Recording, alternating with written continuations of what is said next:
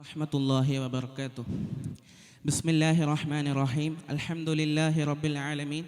Wa sallallahu wa sallama ala nabiyyina Muhammadin wa ala alihi wa sahbihi ajma'in. Amma ba'd. All the praises be upon Allah Almighty. Let His salutations, His worthy greetings of peace be upon Muhammad sallallahu alaihi wasallam, His great ancestors, all His entire households and commanders, and all of us. Ameen. Let Allah grant us every form of goodness in our life. Ameen. So, it's been a while since our last gathering. I am very happy to be back here. As we said in our last class, the topic which we have to be discussing today is about one of the most exponential sunnah of Prophet sallallahu alaihi wasallam, which is the siwak, or brushing the teeth, or cleaning the tooth, which is a exponential sunnah taught by our Prophet sallallahu alaihi wasallam. Mahabbat Rasul sallallahu alaihi wasallam. What is meant by mahabba? What is the real love towards our Prophet sallallahu alaihi wasallam? Mahabba means that's our extreme loveness towards our leader Rasul sallallahu alaihi wasallam. How can we show our love towards our Prophet? In the kitab, we can see that we can express our gratitude, we can express our love towards our Prophet through attituding by our words and deeds taught by our leader sallallahu alaihi wasallam. We can take note of many hadiths and many teachings done by our Prophet sallallahu alaihi wasallam. We should depend on all his sunnah in our entire life, then we can love our Prophet sallallahu alaihi wasallam. Today's chapter is such a one.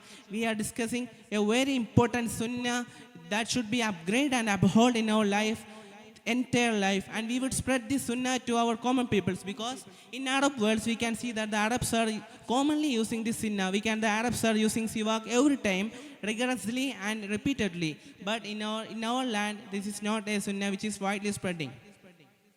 So let me start. Babu Siwak. This is the chapter which is discussing about the Sunnah as-Siwak. We know the Siwak, which is mean that it is come from the root word Saka Yasuku. It is the master from this field. Saka Yasuku Musawakatum wa Siwakan. That is the root word of Siwak. Al-Faslul Awal. Oh children, have you remember the properties of Al-Faslul Awal in this chapter? Okay, I will say it again. The properties of Faslul Awal is that the entire hadith in this Faslul Awal is commonly both accepted by the Imam Shaykhaini in the field of hadith, that is Imam Bukhari and Imam Muslim rahimahumullah. We note the wrote kitab of Imam al-Baghawi al-Masabih, which is extracted the hadith for this kitab. So the hadith ordered in this title are commonly accepted by the Shaykhaini. So let me start. And Abi Hurairah radiyallahu anhu qala Rasulullah sallallahu alaihi wasallam. This hadith was narrated by Sayyidina Abi Hurairah radiyallahu anhu. Prophet Messenger of Allah says that Laula an ashukka ala ummati. That means that if it was not that I should be difficult for my ummah, la amartuhum, I would be commanded for them. I will be commanded for my ummah to be ta'khir al-isha'i, to delay the salah al-isha was by siwaki in the kulli salatin, and use the siwak at the time of each salah. Oh, what an unbelievable hadith we are studying, because this hadith shows the importance of using siwak at every time of our life.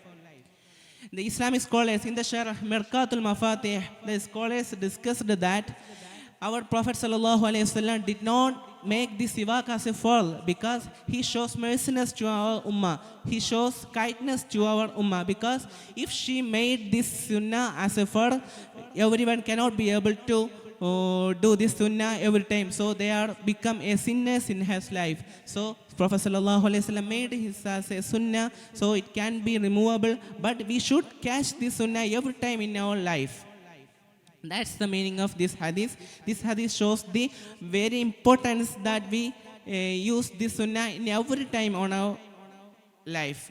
The second hadith is وَعَنْ شُرَيْحْ بِنْ هَانِي رَضِيَ اللَّهُ عَنْهُ قال سَأَلْتُ عَائِشَةَ. This hadith was narrated by Sayyidina Shurayh bin Hani رضي الله عنه. This hadith in the form of a question. Aisha Beaver says that, asked to the Prophet sallallahu alaihi wasallam that بِأَيِّ شَيْءٍ كَانَ يَبْدَأُ رَسُولُ اللَّهِ صلى الله عليه وسلم إذا دخل بيته. When Prophet sallallahu alaihi wasallam was entering into the house, what was the sunnah Prophet sallallahu alaihi wasallam do while entering into the house? This was a question narrated to ask to Aisha radiallahu anha. Then the Aisha radiallahu anha says that bis siwaki rawahul Muslim. Aisha radiallahu anha says that Prophet sallallahu alaihi wasallam commented or it inaugurates the house entering with a siwak, brushing the teeth or cleaning the tooth.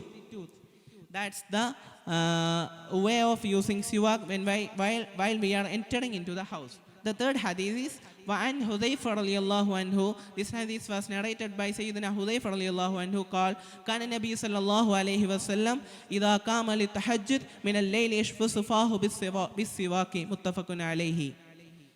This hadith was reported at the time of Tahajjud Salah. When Prophet sallallahu alaihi wasallam was standing to becoming the part of the Tahajjud Salah, Prophet sallallahu alaihi wasallam used the siwak to clean the tooth. This was daily practices done by our Prophet sallallahu alaihi wasallam. Besides that, in our new era, the scientifically proved benefits have been found for the siwak. The science said that the siwak can do mental pleasure, it clears the voice, it clears the digestive system, it sharpens the tooth, and all of the several benefits have been done by science for the siwak.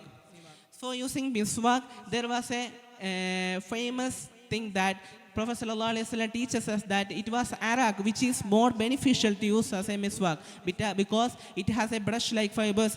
Can I show you?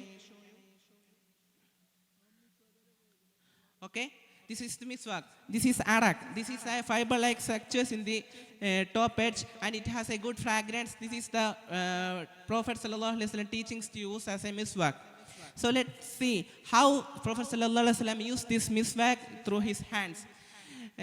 Look, these 3 fingers on the top and our thumb and the little finger on the downside. This way. This was the way of using miswak done by our Prophet sallallahu alaihi wasallam. Okay? These fiber-like structures have been used to clean our tooth. First, the way of using siwak is the first we are using on the right side, then downside, then left side, downside. This is the using siwak through our life. Arak has more specialties because it has a good fragrance when using in the mouth. Then it has a great fiber-like structures on the edge. We can use to clean the tooth. We can use as a brush too. Now we are using the brush and toothpaste. Like structures are there in the arak. We are using to clean our tooth. Then Islamic scholar in the Mirqat al-Mafatih, the famous Sharh of Mishkat, we can see that Islamic scholar says that using miswak, the major thing that we get by using this sunnah in our life is we can remember the shahada at the time of our death. Oh students, that was the extreme goal of we are living to. At the time of death, we can remember the words of shahada, ashhadu an la ilaha illallah wa ashhadu anna Muhammadar Rasulullah. We must say loudly these words at the time of our death. That is the major thing that we can remember by using this sunnah in our life. So students, may Allah give us the tawfiq to use this sunnah throughout our life. May Allah grant us every form of goodness. May Allah believe us in a good way. May Allah teach us the guidance from the Islamic scholars. Assalamu alaikum wa rahmatullahi wa barakatuh. Alert 40.